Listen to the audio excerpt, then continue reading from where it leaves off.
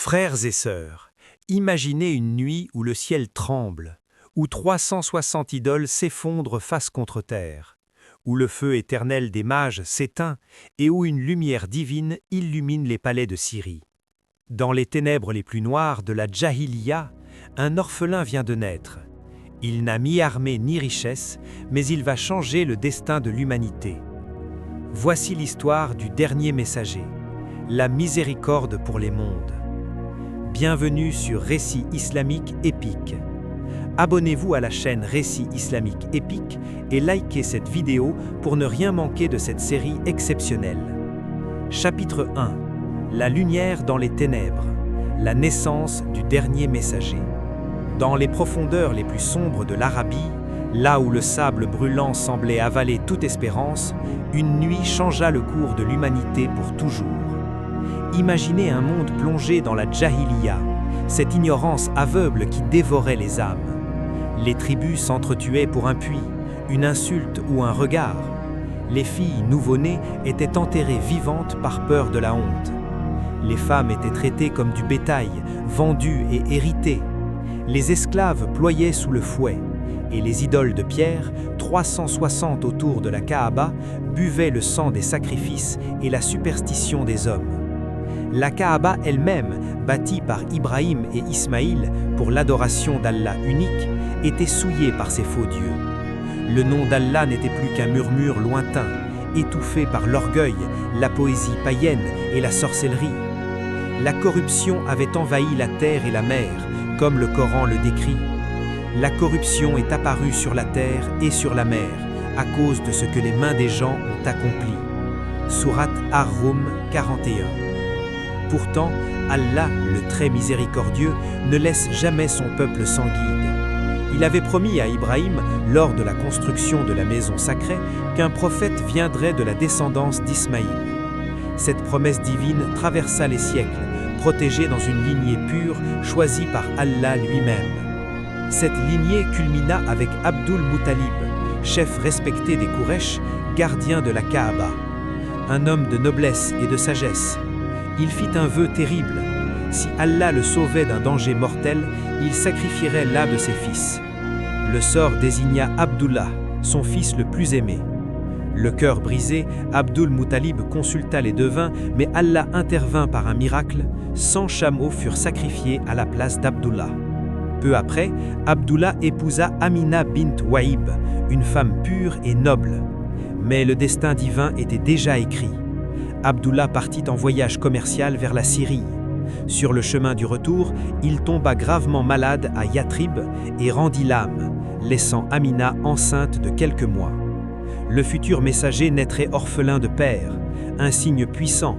La grandeur ne vient ni du sang, ni de la fortune, ni du pouvoir, mais uniquement du décret d'Allah. C'était l'année de l'éléphant, 570 après Jésus. Abraha, le roi abyssin du Yémen, jaloux de la Kaaba, marcha sur la Mecque avec une armée immense et un éléphant géant pour détruire le sanctuaire. Les Quraysh terrifiés se réfugièrent dans les montagnes. Abdul Muttalib pria « Ô Allah, protège ta maison !» Alors un miracle divin se produisit, des nuées d'oiseaux ababiles descendirent du ciel, jetant des pierres d'argile brûlantes qui anéantirent l'armée entière. N'as-tu pas vu comment ton Seigneur a agi envers les gens de l'éléphant? Sourate Al-Fil 1. Quelques mois plus tard, dans la nuit du 12 Rabi al-Awwal, à l'aube d'un lundi, Amina ressentit les douleurs de l'accouchement. Seule dans sa maison modeste, elle donna naissance à un garçon. Au moment précis où il posa le pied sur terre, une lumière éclatante jaillit de son corps, illuminant jusqu'au palais lointain de Bosra en Syrie. La pièce fut inondée d'une clarté surnaturelle. Amina raconta plus tard « J'ai vu une lumière sortir de moi qui éclaira tout jusqu'au château de Syrie. » Au même instant, le monde entier frissonna. Les 360 idoles autour de la Kaaba tombèrent face contre terre. Le feu sacré des mages en Perse, entretenu depuis 1000 ans, s'éteindit soudainement. Le lac Sava s'assécha. Les démons furent chassés des cieux. Les anges exultaient. Et nous ne t'avons envoyé que comme une miséricorde pour les mondes. Sourate Al-Anbiya 107. Abdul Muttalib, averti, accourut. Il prit l'enfant dans ses bras, l'emmena à la Kaaba et le nomma Mohammed, le loué. Un nom rare chez les Arabes de l'époque, comme si Allah inspirait déjà son grand-père. Des milliards d'êtres humains, jusqu'à la fin des temps, prononceraient ce nom béni avec amour et respect. Orphelin de père, Mohammed fut allaité par sa mère les premiers jours, puis confié, selon la coutume des nobles Quraysh, à une nourrice bédouine pour grandir dans le désert pur, loin de la corruption de la Mecque. Halima as-Sadiya, une femme pauvre de la tribu des Banu Sad, le choisit parmi les bébés. Dès qu'il entra dans sa tente, les bénédictions affluèrent. Ses chèvres donnèrent du lait abondant, ses troupeaux prospérèrent, la pluie tomba sur leurs terres arides. Halima disait « Jamais je n'ai vu un enfant aussi béni. Les nuées le suivaient pour lui faire de l'ombre. » Mais un événement extraordinaire marqua son enfance. Un jour, alors qu'il jouait avec d'autres enfants, 2 anges vêtus de blanc apparurent. Ils couchèrent doucement le jeune Mohammed, ouvrirent sa poitrine sans douleur, en sortirent son cœur et le lavèrent avec de l'eau de Zamzam dans un bassin d'or. Ils retirèrent une petite caillotte noire, la part de Shaitan que porte chaque humain, et refermèrent sa poitrine. « N'avons-nous pas ouvert pour toi ta poitrine et enlevé de toi ton fardeau » Sourate Ash-Shar. Les enfants coururent terrifiés prévenir Halima. Elle accourut et trouva Mohammed calme et serein. Il dit simplement « Ne crains rien, je suis sain et sauf ». Dès lors, Halima le ramena à la Mecque par précaution, sachant qu'Allah protégeait cet enfant d'une manière unique. À 6 ans, sa mère Amina décida de l'emmener visiter la tombe de son père à Yatrib. Sur le chemin du retour, près d'Abwa, Amina tomba gravement malade et rendit l'âme. Mohammed devint orphelin de père et de mère. Une servite fidèle, Ayman, le ramena en pleurs à la Mecque. Abdul Muttalib le prit chez lui avec un amour immense, le faisant asseoir sur son manteau à la Kaaba et disant « Cet enfant aura un grand avenir ». À 8 ans, Abdul Muttalib mourut à son tour. Sur son lit de mortel, il confia Mohammed à son oncle Abu Talib. Celui-ci l'aima comme son propre fils et le protégea toute sa vie. Dès son plus jeune âge, Mohammed se distinguait.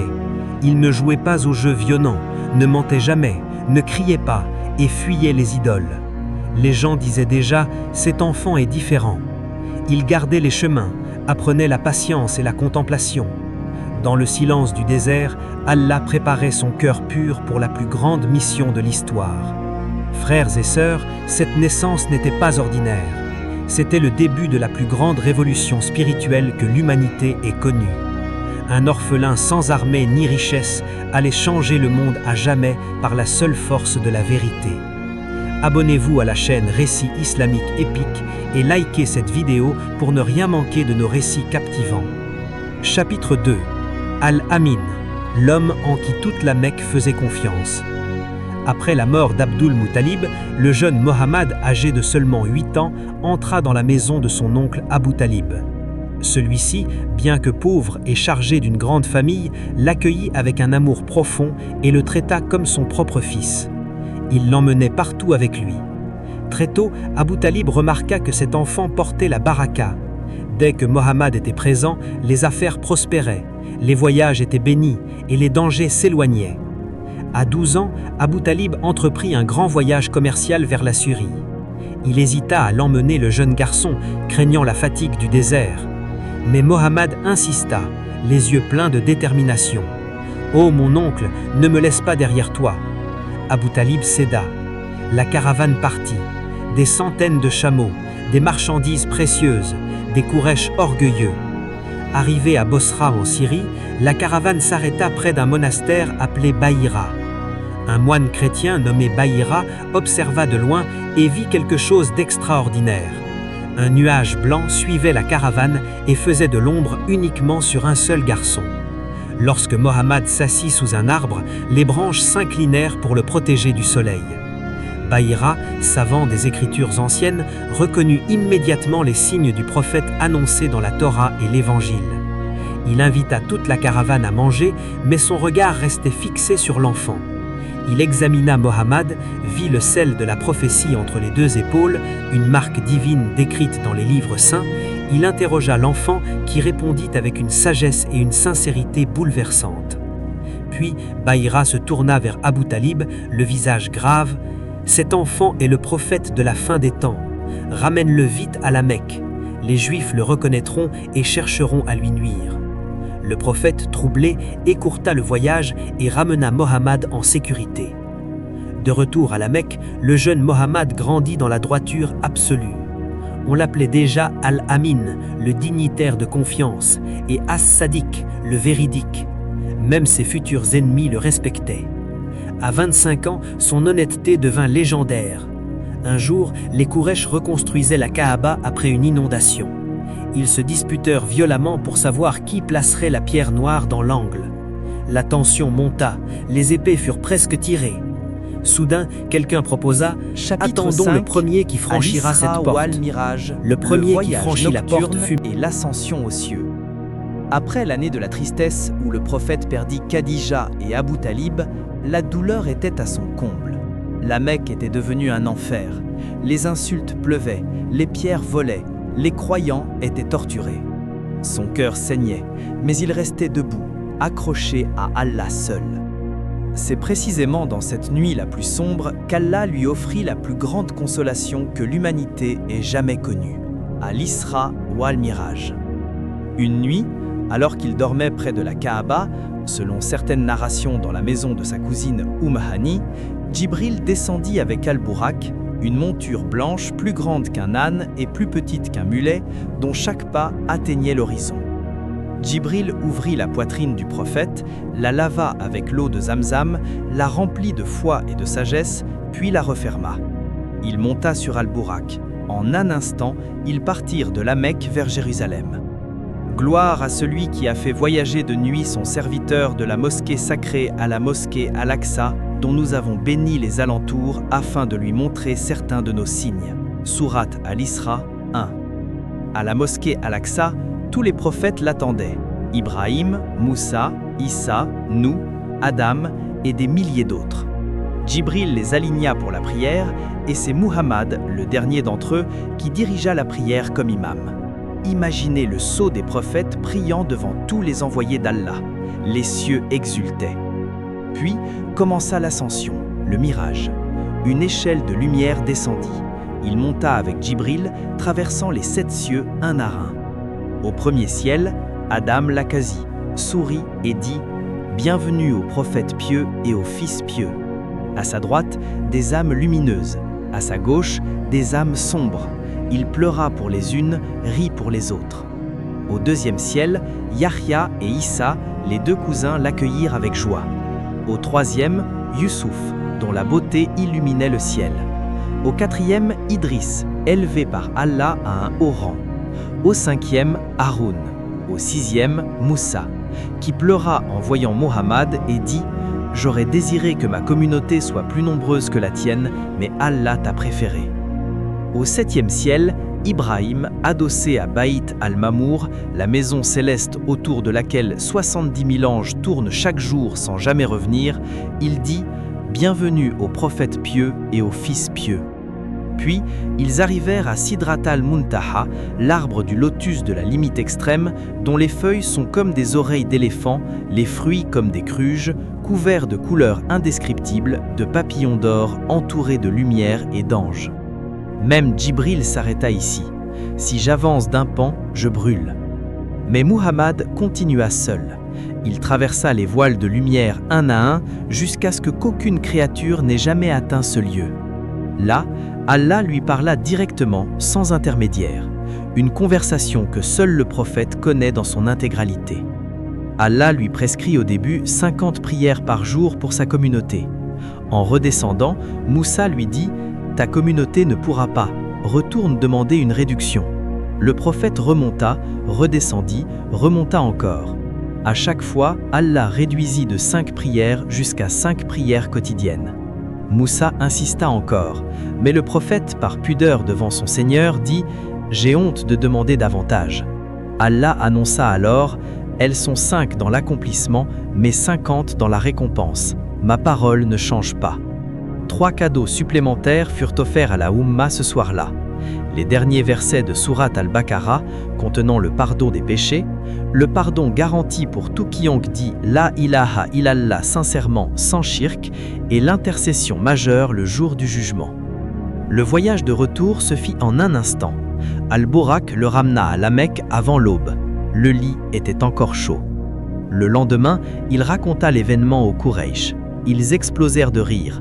En une nuit jusqu'à Jérusalem, il faut des semaines en caravane. Abu Jahl jubila et demanda des preuves. Le prophète décrivit la mosquée Al-Aqsa en détail, ses portes, ses colonnes, ses environs. Des caravaniers confirmèrent chaque détail. Puis il raconta une caravane qu'il avait vue en chemin avec un chameau blanc en tête qui arriverait bientôt. Elle arriva exactement comme il l'avait décrite. Certains faibles dans la foi apostasièrent. Mais Abu Bakr, quand on lui raconta, dit immédiatement « S'il l'a dit, c'est vrai ». Le prophète le nomma alors As-Siddiq, le très véridique. Frères et sœurs, Al-Isra ou Al-Miraj n'est pas seulement un miracle physique, c'est la plus grande consolation divine. Allah montra à son bien-aimé que même si la terre le rejetait, les cieux l'accueillaient en triomphe. C'est la confirmation que la prière, ce lien direct avec Allah, est le cadeau le plus précieux pour sa communauté. Et c'est la preuve que dans les moments les plus tendus, Allah élève ses serviteurs au-delà de l'imaginable. Abonnez-vous à la chaîne Récits islamiques épiques et likez cette vidéo pour ne rien manquer de nos récits captivants. Chapitre 6. L'Hégire, la migration vers la lumière et la naissance de Médine. Après le mirage, la persécution à la Mecque atteignit son paroxysme. Les Quraysh, terrorisés par la rapidité avec laquelle l'islam se propageait, complotèrent ouvertement pour assassiner le prophète. Ils se réunirent dans la Dar an-Nadwa et prirent une décision diabolique. Un jeune homme de chaque tribu frappera en même temps afin que le sang soit partagé et que Banu Hashim ne puisse pas venger un seul clan. Mais Djibril descendit et informa le prophète « Ne dors pas dans ton lit cette nuit ». Allah ordonna l'Hégire et révéla « Seigneur, fais-moi entrer par une entrée de vérité et fais-moi sortir par une sortie de vérité. Et accorde-moi de ta part un pouvoir qui me secourt. » Sourate Al-Isra 80. Le prophète confia à Ali ibn Ali Talib la mission la plus dangereuse, dormir dans son lit enveloppé dans son manteau vert pour tromper les assassins postés autour de la maison. Ali accepta sans hésiter, prêt à sacrifier sa vie pour le messager d'Allah. Le prophète sortit au milieu de la nuit, jeta une poignée de terre sur les assaillants en récitant les versets de Sourate Yassine, et nous avons mis devant eux une barrière et derrière eux une barrière, et nous les avons couverts afin qu'ils ne voient pas. Ils ne le virent pas passer. Il rejoignit Abu Bakr chez lui. Ensemble, ils sortirent par une fenêtre arrière et marchèrent vers le sud, à l'opposé de la route habituelle vers Yatrib, pour tromper les poursuivants. Ils se réfugièrent dans la grotte de Taor, perchée sur une montagne escarpée. Les Quraysh offrirent 100 camels à quiconque capturerait Muhammad vivant ou mort. Les meilleurs pisteurs arabes suivirent leurs traces jusqu'à l'entrée de la grotte. Abu Bakr trembla. « Ô messager d'Allah, s'ils regardent sous leurs pieds, ils nous verront. » Le prophète répondit avec un calme divin. « Ô Abu Bakr, que penses-tu de 2 personnes dont le 3e est Allah? Ne t'attriste pas, Allah est avec nous. » Sourate At-Tawbah 40. Un miracle se produisit, une araignée tissa une toile immense à l'entrée en quelques instants, un pigeon fit son nid et pondit des œufs, et un acacia poussa devant. Les Quraysh arrivèrent, virent la toile intacte et le nid, et dirent « Personne n'est entré ici depuis mois ». Ils repartirent. Ils passèrent 3 jours dans la grotte. Asma bint Abi Bakr apportait de la nourriture la nuit malgré la surveillance. Abdullah, son frère, écoutait les complots des Quraysh et les rapportait. Amir ibn Fouaïra, l'esclave affranchi d'Abu Bakr, effaçait les traces avec son troupeau. Puis, ils repartirent avec un guide expert, Abdullah ibn Urayk, encore païen mais fidèle à son contrat. Chemin faisant, miracle sur miracle. Suraka ibn Malik, attiré par la prime, les poursuivit à cheval. Soudain, les pattes de son cheval s'enfoncèrent dans le sable. Il cria « Muhammad, invoque pour moi, je renonce à la prime. » Le prophète pria, le cheval se libéra. Suraka retourna et protégea même leurs secrets. Ma'abad les accueillit. Elle n'avait rien à offrir sauf une chèvre maigre et sèche. Le prophète caressa son pis, pria, et le lait jaillit abondamment. Tous burent et remplirent leurs outres.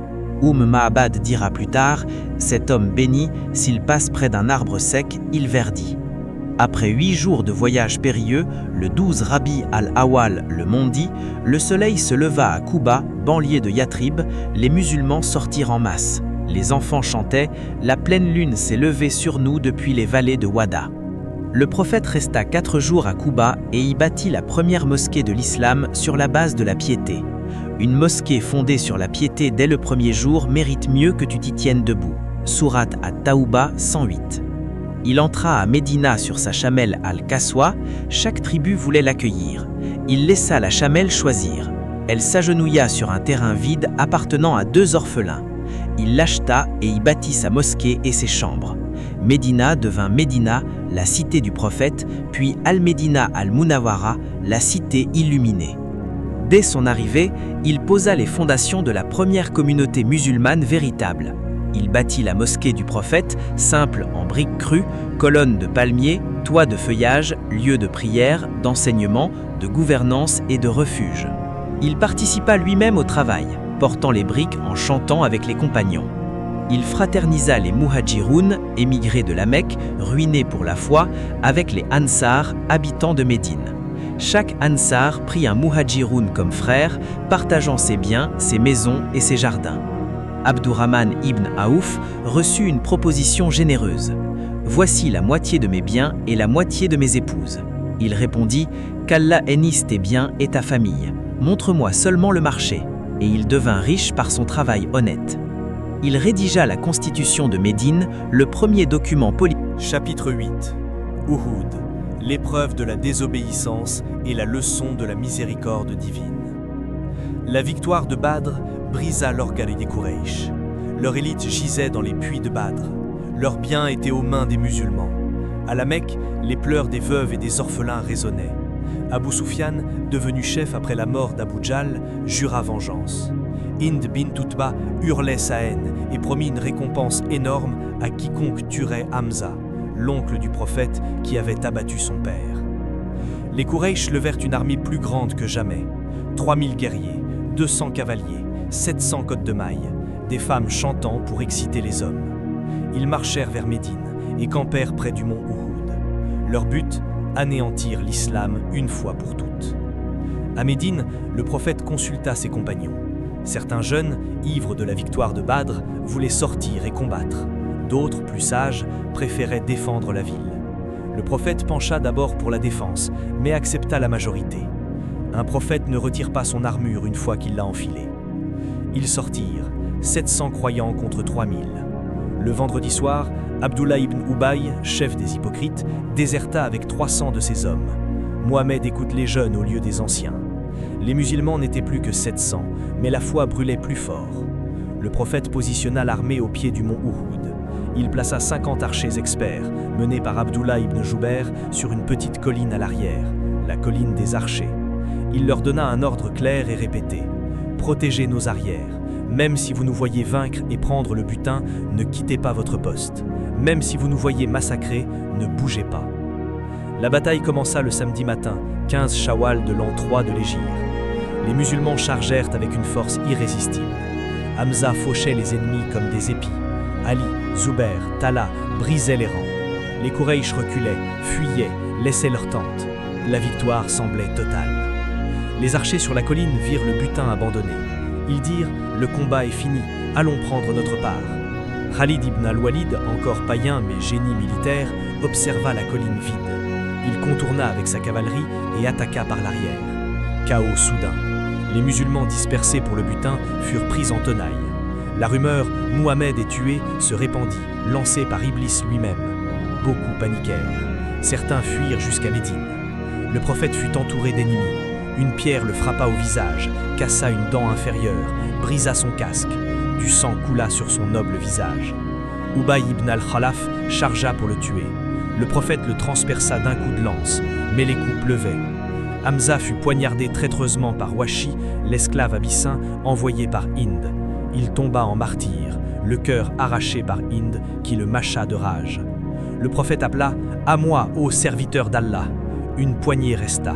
Abu Bekr, Oumar, Ali, Talha, Zubair, Saad ibn Abi Waqqas, Abu Ubaïda. Talha protégea le prophète de son corps, reçut plus de 70 blessures, perdit l'usage d'une main. Oumara, une femme Ansar, combattait avec son épée et protégeait le messager. Anas ibn al-Nadr vit des musulmans découragés. Il cria « Que faites-vous de vivre après lui ?» Il chargea seul, combattit jusqu'au martyre. On le retrouva avec plus de 80 blessures. Sa sœur dit « Je ne l'ai reconnu que par la pointe de son doigt ». Allah révéla plus tard « Parmi les croyants, il y a des hommes qui ont été sincères dans leur engagement envers Allah. Certains d'entre eux ont accompli leurs vœux jusqu'au martyre, et d'autres attendent encore. » Sourate Al-Ahzab 23. Le prophète était blessé, mais vivant. Les ennemis, épuisés, crurent l'avoir tué et se retirèrent sans achever. Abu Sufyan cria du haut du mont « Victoire pour Habal !» Le prophète ordonna à Oumar de répondre « Allah est plus haut et plus grand. Nous avons nos morts dans le paradis. Vous morts au feu. » Bilan, 70 martyrs musulmans, dont Hamza et Moussab ibn Umair, porteurs de l'étendard, dont la main fut coupée mais qui tint l'étendard contre sa poitrine jusqu'à la mort, contre seulement 22 morts Qurayshites. Le prophète pleura ses martyrs. Il enterra Hamza de ses propres mains, versa des larmes sur son oncle bien-aimé. Il interdit la mutilation des corps ennemis, même après ce qu'ils avaient fait à Hamza. Pourquoi cette épreuve ? Allah révéla dans Sourate Al-Imran « Ce n'est pas à cause d'une faiblesse d'Allah envers vous, mais pour vous éprouver, distinguer les vrais croyants des hypocrites, et vous enseigner que la victoire vient d'Allah seul, pas du nombre, pas du butin. » La désobéissance des archers, 40 sur 50 avaient quitté leur poste, avait coûté cher. Mais la miséricorde d'Allah est immense, il pardonne, enseigne, élève les martyrs au plus haut degré. Le lendemain, le prophète poursuivit les Qurayshites jusqu'à Hamra al-Assad pour montrer que les musulmans n'étaient pas brisés. Abu Sufyan, terrorisé, fuit sans combattre. Frères et sœurs, Uhud n'est pas une défaite, c'est une leçon éternelle. L'obéissance absolue au prophète est la clé de la victoire. Le monde peut nous blesser, mais la foi nous élève. Les martyrs d'Uhud boivent déjà dans le paradis, attendant leurs frères. Abonnez-vous à la chaîne Récits islamiques épiques et likez cette vidéo pour ne rien manquer de nos récits captivants. Chapitre 9. Al-Ahzab et la conquête de la Mecque, la victoire éclatante et la miséricorde divine. Après Uhud, les Qurayshites ne lâchaient pas prise. Leur humiliation les poussa à l'alliance ultime. Abu Sufyan réunit toutes les tribus arabes contre les musulmans, Banu Ghatafan, Banu Nadir, Banu Asad, Banu Sulaym et même les Juifs de Médine menés par Huyay ibn Akhtab qui promettaient des trésors. Ils jurèrent d'anéantir Médine et de rayer l'islam de la carte. 10 000 guerriers marchèrent vers la ville avec armes, chameaux et provisions pour un siège long. C'était la coalition des Ahzab, l'armée la plus massive que l'Arabie ait jamais vue. À Médine, la panique monta. Les hypocrites murmuraient « Mohammed nous a promis la victoire, mais regardez ses ennemis !» Les femmes et les enfants tremblaient. Le prophète consulta ses compagnons. Certains jeunes, ivres de la victoire de Badr, voulaient sortir et combattre. D'autres, plus sages, préféraient défendre la ville. Le prophète pencha d'abord pour la défense, mais accepta la majorité. Un prophète ne retire pas son armure une fois qu'il l'a enfilée. Ils sortirent, 700 croyants contre 3000. Le vendredi soir, Abdullah ibn Ubay, chef des hypocrites, déserta avec 300 de ses hommes. Mohammed écoute les jeunes au lieu des anciens. Les musulmans n'étaient plus que 700, mais la foi brûlait plus fort. Le prophète positionna l'armée au pied du mont Uhud. Il plaça 50 archers experts, menés par Abdullah ibn Jubair, sur une petite colline à l'arrière, la colline des archers. Il leur donna un ordre clair et répété « Protégez nos arrières. Même si vous nous voyez vaincre et prendre le butin, ne quittez pas votre poste. Même si vous nous voyez massacrer, ne bougez pas. » La bataille commença le samedi matin, 15 Shawwal de l'an 3 de l'Hégire. Les musulmans chargèrent avec une force irrésistible. Hamza fauchait les ennemis comme des épis. Ali, Zubair, Talha brisaient les rangs. Les Quraysh reculaient, fuyaient, laissaient leurs tentes. La victoire semblait totale. Les archers sur la colline virent le butin abandonné. Ils dirent « Le combat est fini, allons prendre notre part ». Khalid ibn al-Walid, encore païen mais génie militaire, observa la colline vide. Il contourna avec sa cavalerie et attaqua par l'arrière. Chaos soudain. Les musulmans dispersés pour le butin furent pris en tenaille. La rumeur « Mohammed est tué » se répandit, lancée par Iblis lui-même. Beaucoup paniquèrent. Certains fuirent jusqu'à Médine. Le prophète fut entouré d'ennemis. Une pierre le frappa au visage, cassa une dent inférieure, brisa son casque. Du sang coula sur son noble visage. Ubay ibn al-Khalaf chargea pour le tuer. Le prophète le transperça d'un coup de lance, mais les coups pleuvaient. Hamza fut poignardé traîtreusement par Washi, l'esclave abyssin envoyé par Hind. Il tomba en martyr, le cœur arraché par Hind qui le mâcha de rage. Le prophète appela « À moi, ô serviteur d'Allah !» Une poignée resta. Abu Bekr, Umar, Ali, Talha, Zubair, Saad ibn Abi Waqqas, Abu Ubaïda. Talha protégea le prophète de son corps, reçut plus de 70 blessures, perdit l'usage d'une main. Umara, une femme Ansar, combattait avec son épée et protégeait le messager. Anas ibn al-Nadr vit des musulmans découragés. Il cria « Que faites-vous de vivre après lui ?» Il chargea seul, combattit jusqu'au martyr. On le retrouva avec plus de 80 blessures. Sa sœur dit « Je ne l'ai reconnu que par la pointe de son doigt ». Allah révéla plus tard « Parmi les croyants, il y a des hommes qui ont été sincères dans leur engagement envers Allah. Certains d'entre eux ont accompli leurs vœux jusqu'au martyr, et d'autres attendent encore. » Sourate Al-Ahzab 23. Le prophète était blessé, mais vivant. Les ennemis, épuisés, crurent l'avoir tué et se retirèrent sans achever. Abu Sufyan cria du haut du mont « Victoire pour Habal !» Le prophète ordonna à Umar de répondre « Allah est plus haut et plus grand. Nous avons nos morts dans le paradis, vous, vos morts au feu. » Bilan, 70 martyrs musulmans, dont Hamza et Moussab ibn Umair, porteurs de l'étendard, dont la main fut coupée mais qui tint l'étendard contre sa poitrine jusqu'à la mort, contre seulement 22 morts Qurayshites. Le prophète pleura ses martyrs. Il enterra Hamza de ses propres mains, versa des larmes sur son oncle bien-aimé. Il interdit la mutilation des corps ennemis, même après ce qu'ils avaient fait à Hamza. Pourquoi cette épreuve ? Allah révéla dans Sourate Al-Imran « Ce n'est pas à cause d'une faiblesse d'Allah envers vous, mais pour vous éprouver, distinguer les vrais croyants des hypocrites, et vous enseigner que la victoire vient d'Allah seul, pas du nombre, pas du butin. » La désobéissance des archers, 40 sur 50 avaient quitté leur poste, avait coûté cher. Mais la miséricorde d'Allah est immense, il pardonne, enseigne, élève les martyrs au plus haut degré. Le lendemain, le prophète poursuivit les Qurayshites jusqu'à Hamra al-Assad pour montrer que les musulmans n'étaient pas brisés. Abu Sufyan, terrorisé, fuit sans combattre. Frères et sœurs, Uhud n'est pas une défaite, c'est une leçon éternelle. L'obéissance absolue au prophète est la clé de la victoire. Le monde peut nous blesser, mais la foi nous élève. Les martyrs d'Uhud boivent déjà dans le paradis, attendant leurs frères. Abonnez-vous à la chaîne Récits islamiques épiques